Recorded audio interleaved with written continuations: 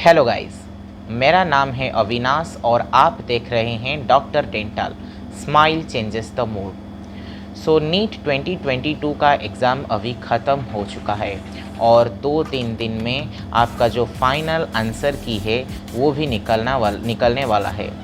और जो result NEET 2022 का ऑफिशियल जो रिज़ल्ट है वो भी बहुत जल्द ही आने वाला है। तो गाइज़, आज हम इस वीडियो में बात करेंगे कि क्या आपको प्राइवेट कॉलेज या डीम्ड यूनिवर्सिटीज़ से बीडीएस कोर्स को ज्वाइन करना चाहिए या नहीं। और अगर आप प्राइवेट कॉलेज या डीम्ड यूनिवर्सिटीज़ में ज्वाइन कर रहे हैं, बीडीएस कोर्स को लेके ज्वाइन कर रहे हैं, तो आपको कौन सा कॉलेज और किस टाइप का कॉलेज को ज्वाइन करना चाहिए, आज हम इस बारे में भी डिस्कस करेंगे। So guys, watch this video till last and don't forget to like, share and subscribe the channel. Also click on the bell icon to get the notifications fast.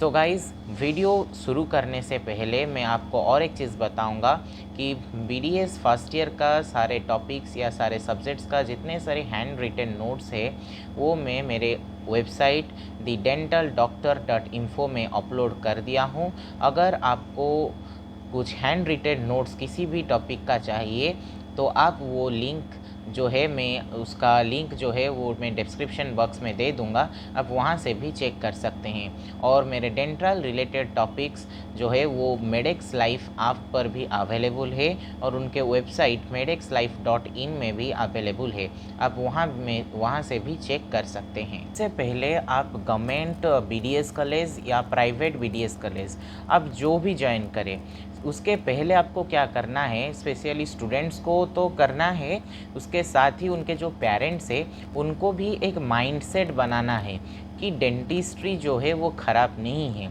और डेंटिस्ट्री में भी स्कोप है। आप dentist बन के भी, dentist अगर आप बन रहे हो तो उसमें भी बहुत सारा स्कोप है। डेंटल सर्जन का भी इस सोसाइटी में बहुत बड़ा इम्पोर्टेंस है। ये चीज़ को आप जो पेरेंट्स लोग हैं उसको आप मतलब समझना चाहिए और ऐसा नहीं सोचना चाहिए कि एमबीबीएस मतलब सब कुछ होता है और डेंटिस्ट्री का कुछ वैल्यू नहीं है। ये जिन जिन लोग सोचते हैं वो सही बात नहीं है, क्योंकि मैं आपको अभी एक एग्ज़ाम्पल देने वाला हूँ। जैसे कि मेरे एक दोस्त था, उसके जो पापा जी मतलब फादर है, वो मेरे को मतलब ऐसे उसका थोड़ा तबीयत ख़राब था, तो मेरा जब उनके साथ मुलाकात हुआ तो एक डिस्कशन हुआ कि क्या सच में डेंटिस्ट्री में स्कोप है या नहीं। ऐसे हम जस्ट बैठ के डिस्कस कर रहे थे तो वो अंकल ने बोले कि मैं एक डर्माटोलॉजिस्ट के पास गया था, वो ऐसे पूछे कि आपका बेटा क्या करने वाला है, ऐसे जस्ट कैजुअली पूछे थे। तो वो बोले कि मेरे बेटा जो है वो डेंटिस्ट्री करेगा, बीडीएस कोर्स ज्वाइन कर रहा है Kalinga institute of dental science में।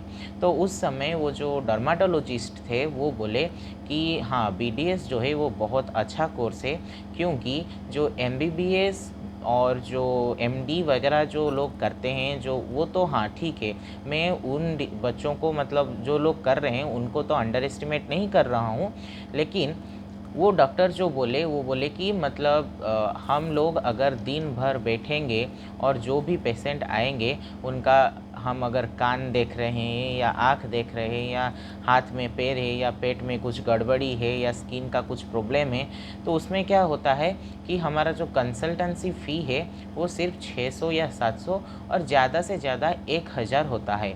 लेकिन अगर कोई पेशेंट एक डेंटिस्ट के पास जाता है तो उस समय उसका जो होता है फ़ीस वो मतलब 10,000, 15,000, 20,000 ऐसा होता है। और वो जैसे कि एक पेशेंट को सपोज़ आरसीटी चाहिए तो आरसीटी का जो प्राइस है वो वैरी करता है, 5,000 हो सकता है, 10,000 हो सकता है, 20,000 हो सकता है। अगर किसी को दांत लगाना है तो उसमें भी बहुत सारा मतलब प्राइस है।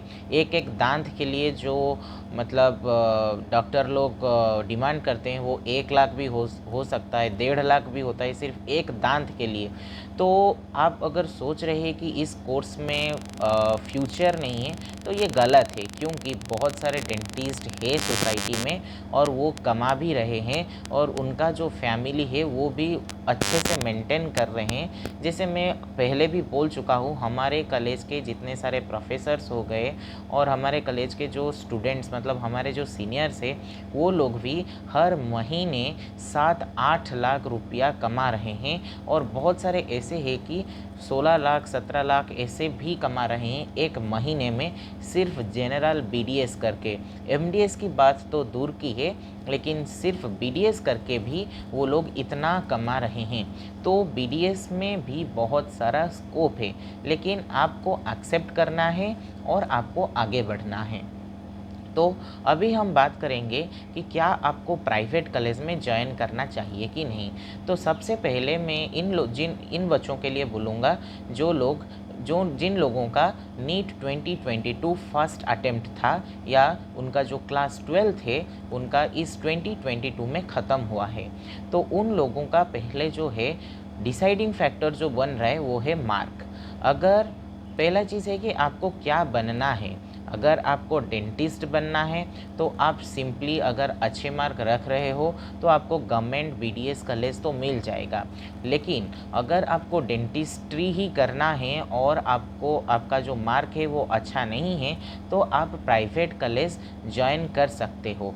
लेकिन पहले चीज़ मैं पहले भी बता दिया हूँ कि आपके मन में नहीं होना चाहिए कि एमबीबीएस मेरे से नहीं हुआ इसीलिए मैंने बीडीएस ज्वाइन किया। ये जो चीज़ है ये आपके दिमाग में नहीं होना चाहिए, तब आप जाके इस फील्ड में अच्छे कर सकते हो। दूसरा चीज़ ये है, जब आप प्रोफेसर्स है तो आपके पास ये एक्सपीरियंस नहीं होता है कि एक्चुअली मेडिकल कॉलेज या डेंटल कॉलेज में क्या क्या होता है। तो उसके लिए आप अगर हो सकता है तो आप आपके जो सीनियर्स फ्रेंड है या स्कूल का या कॉलेज का जो सीनियर्स है उनके साथ आप बात करके पूछ सकते हैं कि क्या वो जो जिस कॉलेज में पढ़ रहे हैं, जिस कॉलेज में डेंटिस्ट्री कर रहे हैं, उन कॉलेज का जो हाल है वो कैसा है। और उसके बाद आपको एक कलेक्टिव डिसीजन, एक अच्छा डिसीजन लेना चाहिए कि क्या आपको इस बार बीडीएस में ज्वाइन करना चाहिए स्पेशली प्राइवेट कॉलेज में या नहीं। और एक चीज़ आपको याद रखना चाहिए कि आप जब बीडीएस कॉलेज में ज्वाइन कर रहे हो एक प्राइवेट या डीम्ड यूनिवर्सिटीज़ में, उसमें आपको देखना है कि क्या उसमें पेशेंट फ्लो है कि नहीं। जैसे हमारे Kalinga institute of dental science में पेशेंट्स फ्लो बहुत ज़्यादा है। बीडीएस का जो पेशेंट फ्लो है, डेंटिस्ट या डेंटल प्रॉब्लम का जो पेशेंट्स होते हैं यहाँ पे बहुत ज़्यादा है। तो आपको एक ऐसा कॉलेज चूज़ करना है जहाँ पे आपका पेशेंट्स ज़्यादा आते हैं। और एक चीज़ आपको भी बताऊंगा कि आपका कितना मार्क आया है। अगर आपका जो मार्क है 500 से ज़्यादा है या 550 से ज़्यादा है और आपको गवर्नमेंट में एमबीबीएस कॉलेज नहीं मिल रहा है और आप कन्फ्यूज़न में हैं कि क्या मैं गवर्नमेंट बीडीएस कॉलेज या एक डीम्ड यूनिवर्सिटी या 400 भी अगर आपका मार्क है तो भी आप सोच सकते हैं कि क्या मेरे को प्राइवेट बीडीएस कॉलेज में ज्वाइन कर लेना चाहिए या और एक बार ड्रॉप ले लेना चाहिए। तो अगर आपका 400 से ज़्यादा मार्क आ रहा है तो आप और एक बार ट्राई कर सकते हैं अगर आपका बीडीएस फर्स्ट प्रेफरेंस नहीं है। क्योंकि आप अगर 400 से ज़्यादा रख के इस कॉलेज में आ जाओगे, मतलब प्राइवेट हो या गवर्नमेंट डेंटल कॉलेज, तो क्या दिक्कत होगा कि आपके जो मन में होगा जब पढ़ाई शुरू होगा तो आपके मन में ऐसा रहेगा कि खास मैं और एक बार ड्रॉप कर लेता तो मेरा सिलेक्शन हो जाता। तो ये चीज़ आपको बार ही बार आपके मन में आएगा और आपका जो पढ़ाई है उसमें डिस्टर्बेंस क्रिएट होगा। तो इस चीज़ को आपको अवॉइड करना है। और एक चीज़ आपको जो देखना है वो है फाइनेंशियल कंडीशन आपके फैमिली का। अगर आपका फैमिली का फाइनेंशियल कंडीशन अच्छा है तो आप डेंटिस्ट्री कर सकते हैं या एमबीबीएस तो भी कर सकते हैं, ठीक है, लेकिन आप डेंटिस्ट्री भी कर सकते हैं प्राइवेट कॉलेज से अगर आप फ्रेशर हैं। लेकिन अगर आपका ड्रॉप 3 साल से ज़्यादा हो गया या 4 साल से ज़्यादा हो गया लेकिन अभी भी आप सोच रहे हैं कि आपको डॉक्टर ही बनना है, तो आपके पास जो बेस्ट ऑप्शन है वो है BDS। और अगर आपका मार्क में भी इंक्रीज़ नहीं हो रहा है, यानी आपका 300 से ज़्यादा नहीं आ रहा है या 400 से ज़्यादा नहीं आ रहा है, 3-4 बार दे चुके हो आप, उसके बाद भी आपका जो मार्क है वो 500 से भी ज़्यादा नहीं आ रहा है बार बार देने के बाद भी, तो आप उस समय प्राइवेट BDS कॉलेज में ज्वाइन कर सकते हैं, नहीं तो आप गवर्नमेंट BDS कॉलेज में भी ज्वाइन कर सकते हैं। देखिए, इस बार भी हमारे कॉलेज में बहुत सारे बच्चे ऐसे हैं जो लोग 500 से ज़्यादा मार्क लाए हैं, जैसे 530 हो गया, 526 हो गया, ये सब मार्क लाए हैं, लेकिन उनका जो ड्रॉप था वो 4 बार 5 बार वो ले चुके हैं और उसके बाद उनको अभी ड्रॉप फिर से नहीं लेना है। तो इसके वजह से वो अभी BDS में ज्वाइन हो गए हैं और वो मतलब रिग्रेट भी नहीं कर रहे हैं कि क्यों हमको मतलब MBBS नहीं मिला और हम क्यों BDS में आ गए। तो देखिए, बात ये है कि ये जो चीज़ है ये आपके ऊपर ही निर्भर करेगा कि क्या आपको सच में एक डॉक्टर बनना है और आपको जो भी काम करना है आप मतलब एक अच्छे से करेंगे तो डेफिनेटली आप सक्सेस पाएंगे।